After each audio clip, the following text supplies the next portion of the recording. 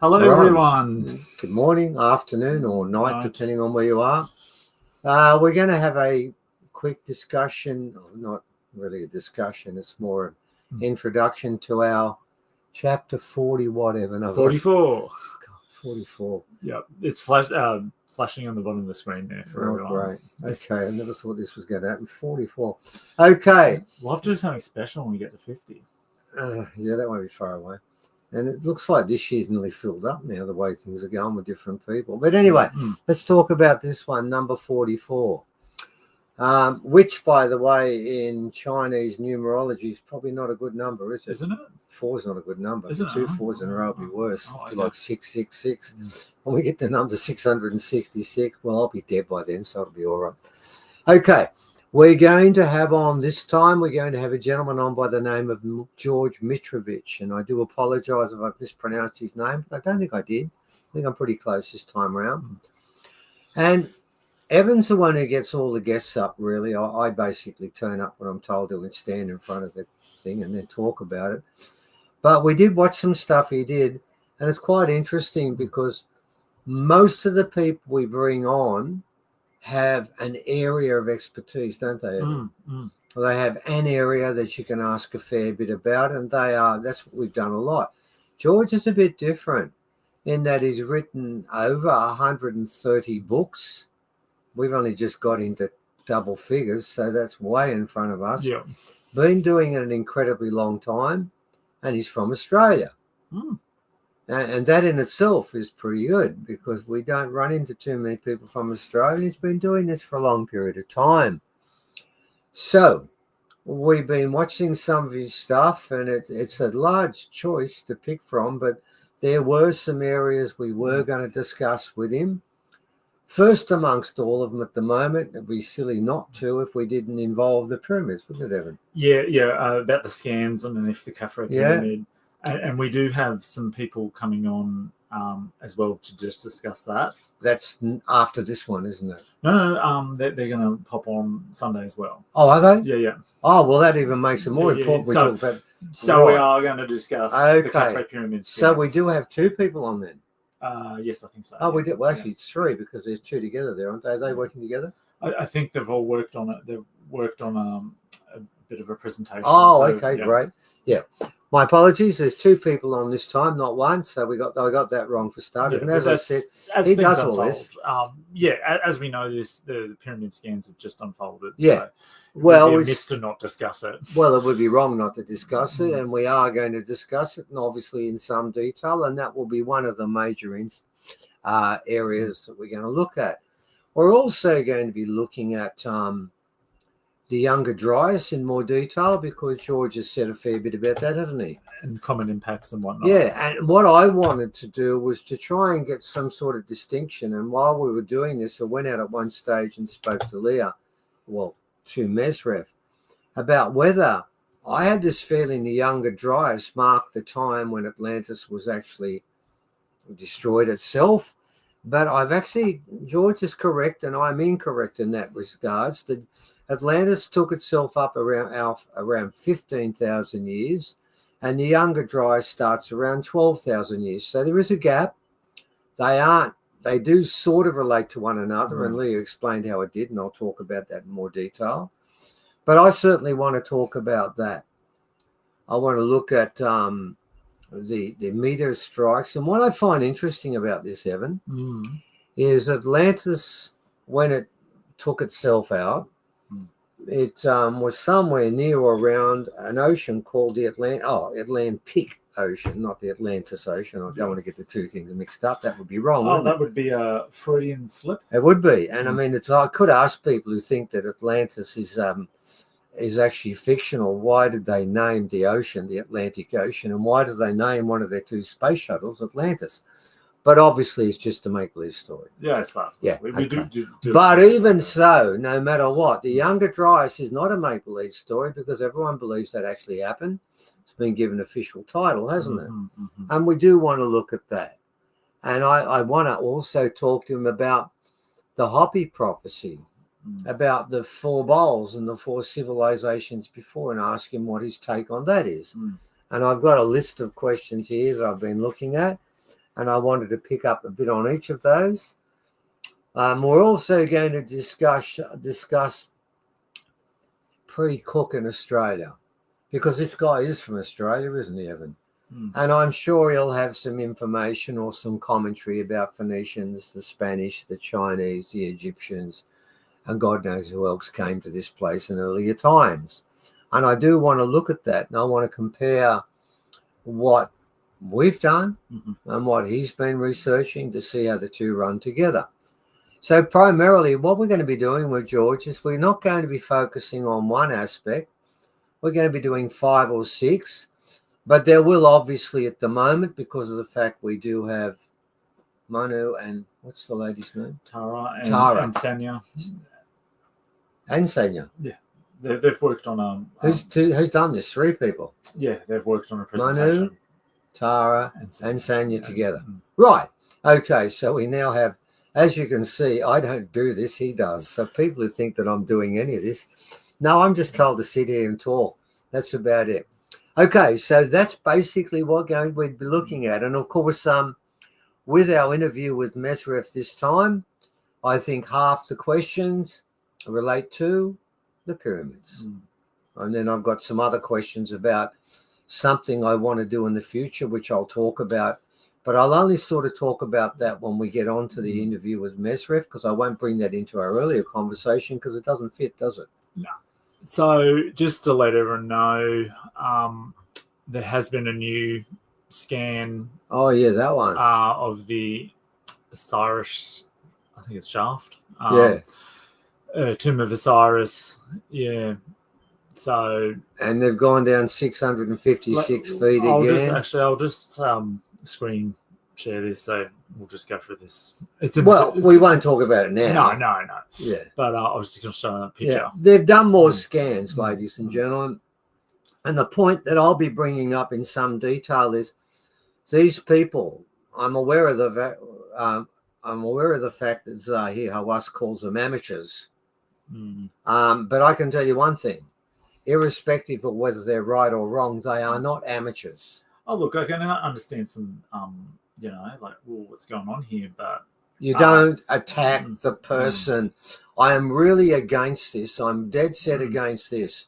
When someone says something that people don't like, so often they don't address the issue. They go and attack the person and tell us this person is unworthy. So what I think they've scanned something that they already knew, just to prove that it works. They've scanned a chamber that we already knew was there, right? And it shows you that the scans work. Yes. But what they found is more stuff underneath those chambers. Past where they look, which is what happened with the other one, because they found stuff inside the pyramid, didn't they? Then one underneath. And I was just watching Johanna talk about that, and she mentioned, I think the next step is they might be then handing their stuff over to an independent team to verify. Because Hawass has made 2 points. Number one, they're amateurs, which I can tell you now, he is the only person amongst all the critiques who've actually walked that extra step. All the others, I read some person who had said, I'm not convinced yet, I want more, but they went into great detail to say they are experts. I see here with 25 years experience and stuff like that, they know their business, and they haven't just done it at this pyramid. They worked at the pyramid in Bosnia, as Dr. Samir has explained to us, and found places and localities that Dr. Samir didn't know about, in relation to a shaft, a tunnel, and also a pyramid. And they found it because of their work. So the people who say, oh, this stuff doesn't work, well, I think you better hold up on that one. Yeah, and look, I'll get some links together before the weekend. There's a couple of people explaining why their version of the scans work, because I think traditionally the scans are only supposed to see a few feet into the earth. But it seems to me, with my limited technical experience, that perhaps the way that they analyze this and what they have, they can see a lot deeper. Well, doesn't Klaus Duna, isn't he working with some technology like that? We've used that before and it's worked, hasn't it? We've used that to find stuff ourselves. We've used stuff before like this and it's worked. Dr. Samir has used stuff like this and it's worked. And yet I noticed that Dr. Zahir Was says this stuff is not validated. Well, how many times does it work on different places? It's been used in Australia and in Bosnia, and it worked both cases, didn't it, Evan? Yeah. So why is it, if it's worked in Australia and it's worked in Bosnia, it can't work in Egypt? What would be the difference? Is it because there's more sand in Egypt? But wouldn't that be easier to see through than the solid rock and the soil that we've got? Yeah, well, look, it's still unfolding, but I think we're off to a flying start here. Like, one way or another, this does change a lot. I think it changes everything. And my point would be that some people say, oh, no, it's not the coils and it doesn't go down quite that far. Are you telling me there's nothing there? There's definitely something. Or are you arguing over the diagrams they gave us? Yeah. There's two different stories here, aren't there? Yeah, look, you can say I don't like those diagrams. But are you saying that there's nothing there because they've shown us in there? I've seen the diagrams myself. There's something there and it's big and there's lots of it. Now, they say it isn't those things there. And I've noticed some of the people who said, I'm not convinced. They're not saying that there's nothing there. They're not convinced with their interpretation of what's there. I didn't notice in a lot of them, some do deny the whole thing, but quite a few people are not saying there isn't anything there. They're disputing what they've found. To me, that's such a secondary issue, because the main issue is what is something that's hundreds and hundreds of feet beneath the pyramid doing there, whatever it is. It certainly isn't a natural occurrence because it's just a block of sand. So something is there. What it is, well, still open here, is still open to argument. But the fact that they found something, well, if you think it's not validated, Dr. Zahir Was, it was used in Australia. And I remember we used, we got a map, didn't we, Evan? And every place we went to that map told us there was something there. What was there? Something. There was always something. There was always something, wasn't there? Yep. Some of it was magnificent, like Klaus's walls. Remember that one? I mean, that's ridiculous. That's just not, it's probably one of the most amazing sites we've ever found. But it's a place no one would ever walk to.